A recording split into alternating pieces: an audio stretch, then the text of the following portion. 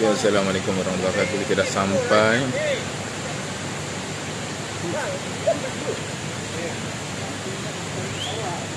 Pandai tu keluarkan kursi.